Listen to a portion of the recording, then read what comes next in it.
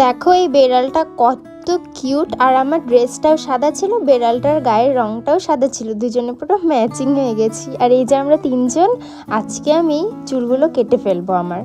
আমি যে চুল কাটতে এসেছি, দিদা ভাবছিল আমি মজা করছি। দিদা আমাকে অনেকবার বললো কাটিস না কাটিস না, এমনকি মাও বলেছে কাটতে না, বাবাও বলেছে কাটতে না, আমার ফ্রেন্ডরাও আমাকে অনেক বকা দিয়েছে যখন দেখেছে আমি চুলগুলো কেটে ফেলেছি। আগেও কিন্তু সবাই বলেছে তুই কাটিস না তুই কাটিস না, তোকে বড় চুলেই ভালো লাগে, বাট আমি তাও কেটে ফেলেছি। আমার ম্যানেজ করতে এত প্রবলেম হচ্ছিল কি বলবো, বড় চুল ম্যানেজ করা কিন্তু খুব মুশকিলের ব্যাপার আমার কাছে।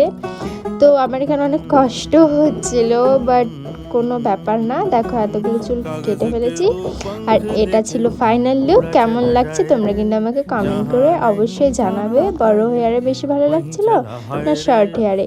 তো দেখা হচ্ছে পরের একটা ভ্লগে। টাটা।